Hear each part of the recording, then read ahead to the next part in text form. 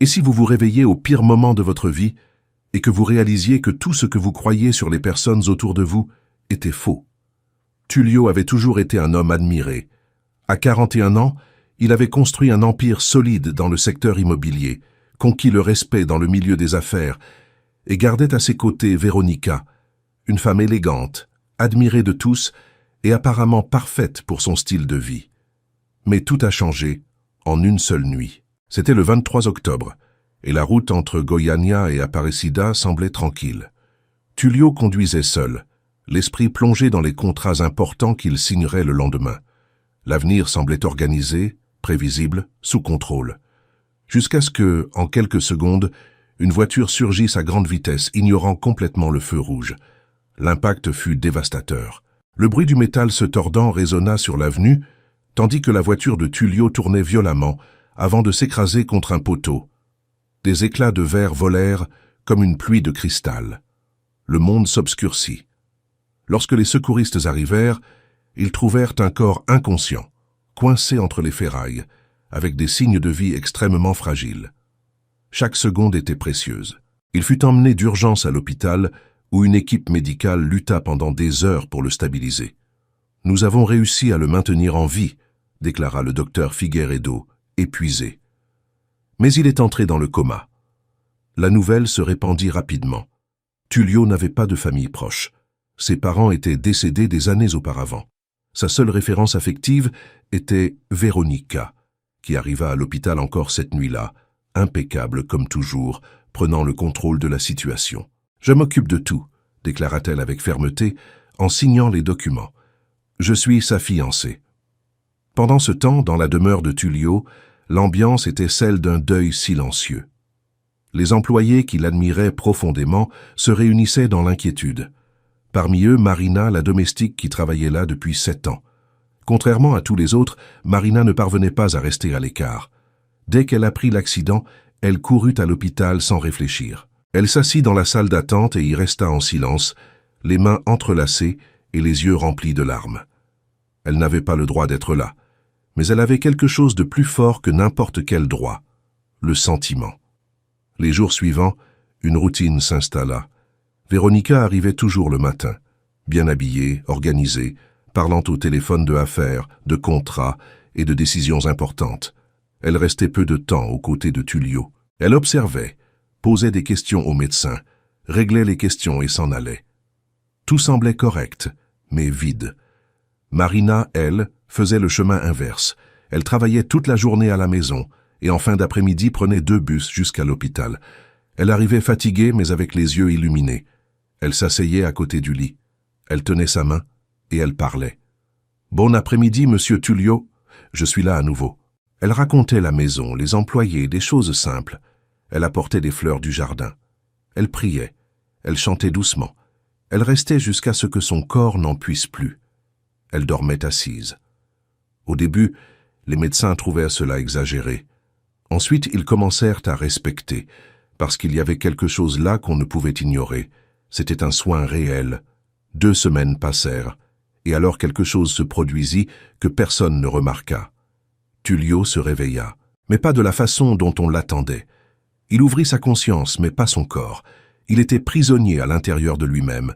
Il ne pouvait ni parler ni bouger, mais il pouvait entendre. Tout.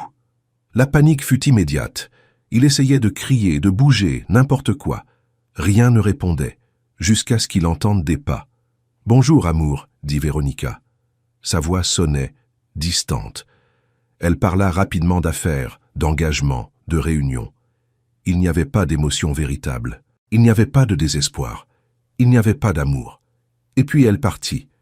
Quelques minutes plus tard, le silence. Jusqu'à ce qu'une autre présence surgisse, des pas légers. « Bonsoir, monsieur Tullio. Je suis revenu. » C'était Marina.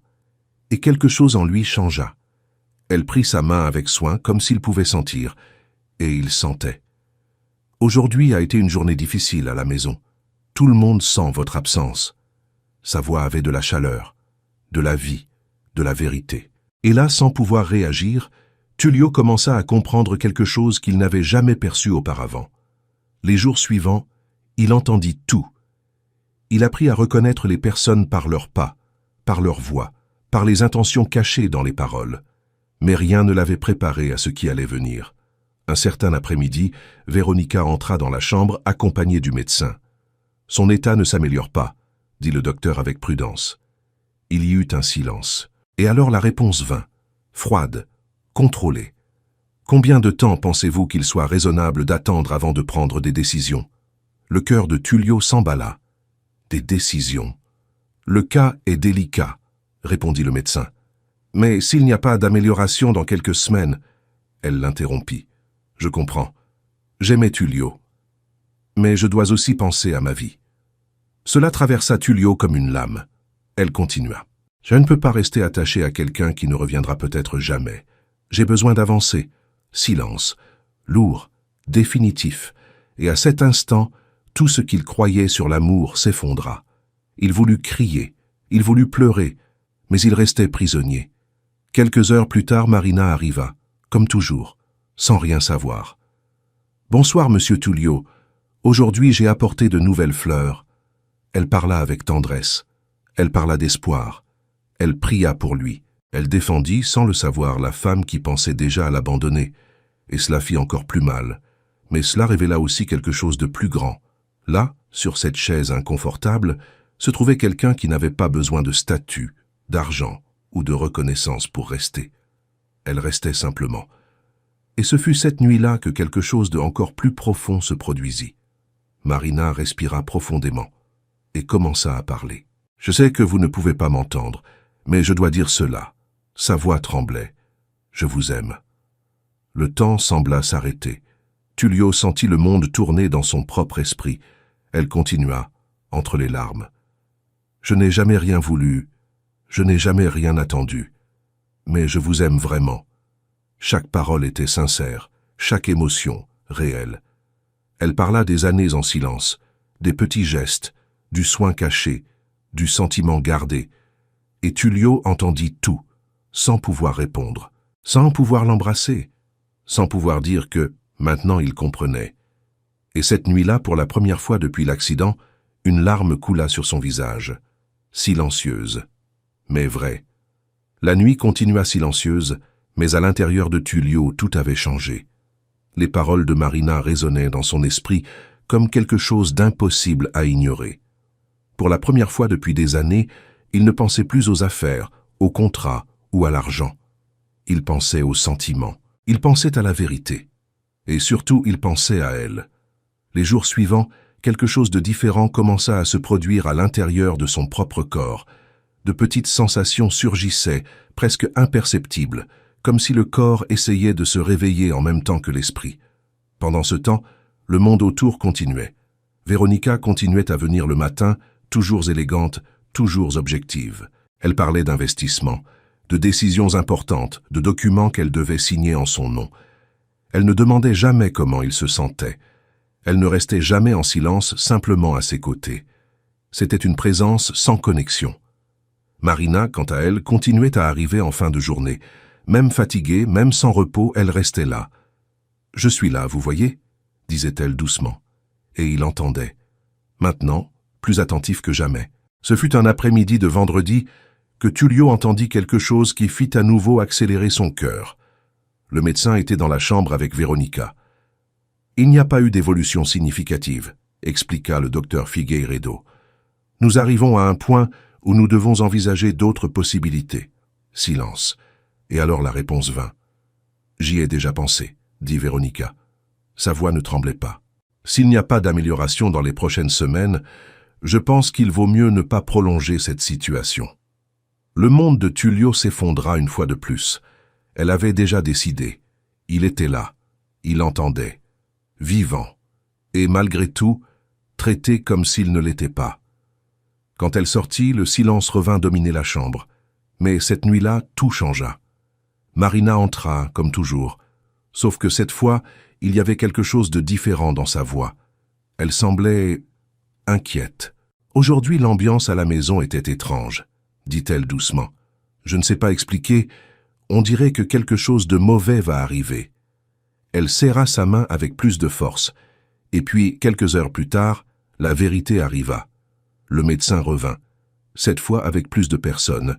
« Nous devons parler », dit-il d'un ton sérieux. Marina se leva rapidement. « Que s'est-il passé ?» demanda-t-elle, affolée. Et alors elle entendit. Tout. Sur le manque d'amélioration, sur le délai, sur la possibilité de débrancher les appareils, et sur la décision qui était déjà en train d'être considérée. Le silence qui suivit fut brisé par quelque chose que personne n'attendait. Un sanglot, fort, profond, désespéré. « Non !» cria Marina. Sa voix résonna dans toute la chambre. « Vous ne pouvez pas faire ça !» Les médecins essayèrent d'expliquer, mais elle ne voulait pas entendre d'explication. Elle voulait du temps. « Il va se réveiller !» insistait-elle. « Je sais qu'il va le faire. » Les larmes coulaient sans contrôle. « S'il vous plaît, ne faites pas ça avec lui. » Et alors quelque chose d'encore plus fort se produisit. Elle tomba à genoux, là, devant eux. « Je vous en supplie, donnez-lui plus de temps. Je ferai n'importe quoi. » La scène émut même les professionnels les plus expérimentés. Et à l'intérieur de ce corps immobile, Tullio sentit quelque chose exploser.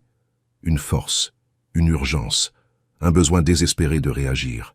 Il ne pouvait pas la laisser lutter seule. Il ne pouvait pas permettre que tout se termine ainsi. Alors il essaya. Une fois de plus.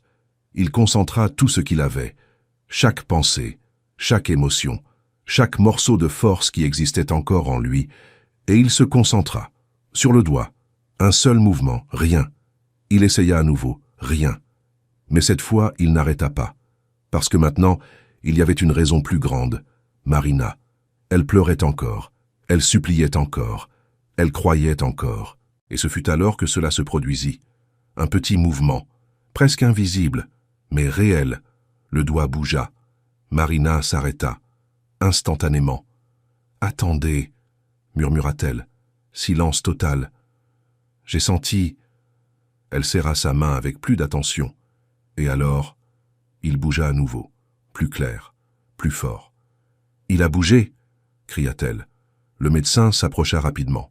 « Monsieur Tullio, si vous m'entendez, bougez à nouveau. » Tullio rassembla tout et il y parvint. Le doigt répondit. Cette fois sans aucun doute. La chambre entra en effervescence. Infirmière, équipement, voix. Mais rien de tout cela n'importait, parce qu'à ce moment-là, la vie avait gagné.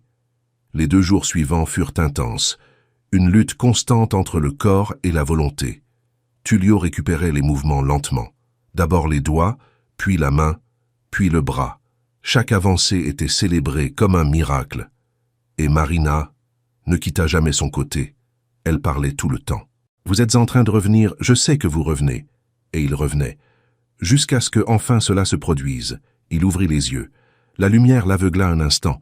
Mais quand il parvint à focaliser, la première chose qu'il vit fut elle.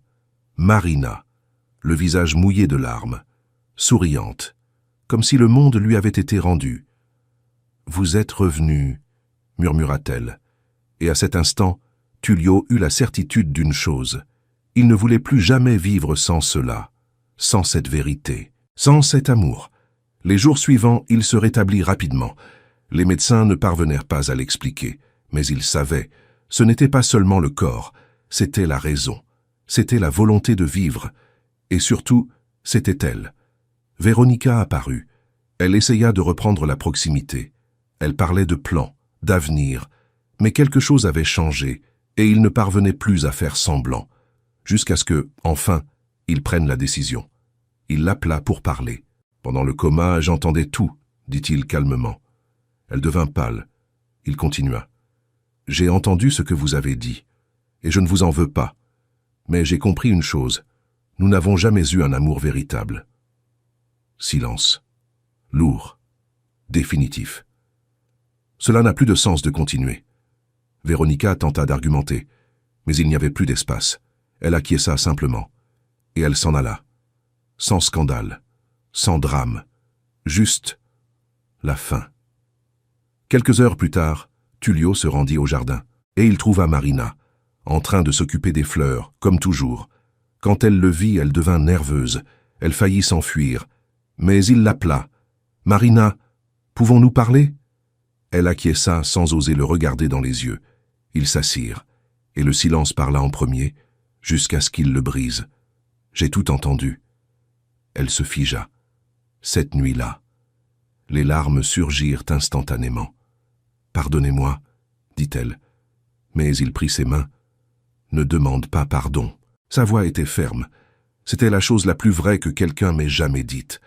Elle n'arrivait pas à y croire. Il continua. « Tu es resté quand personne d'autre ne serait resté. Tu as lutté quand tout le monde abandonnait. Tu m'as aimé, sans rien demander. » Les larmes étaient maintenant celles des deux. J'ai été aveugle. Il respira profondément. « Mais maintenant je vois. » Et alors il dit « Je t'aime, Marina. » Le monde sembla s'arrêter. Elle essaya de parler, mais elle n'y parvint pas. Elle pleura simplement et acquiesça. Et dans cette étreinte, simple et vraie, tout prit sens. Des mois plus tard, la vie était autre, plus légère, plus réelle, sans masque, sans apparence. Tullio continuait à travailler, mais maintenant il savait ce qui importait vraiment, et Marina n'était plus la domestique, elle était l'amour de sa vie. Ils se marièrent de façon simple, avec les personnes qui importaient vraiment, sans luxe, sans ostentation, juste la vérité. Parce qu'au fond, Tullio avait appris quelque chose que l'argent ne peut pas acheter. Le véritable amour ne se trouve pas là où il semble, il se trouve là où il demeure, là où il prend soin, là où il reste, même quand personne ne regarde.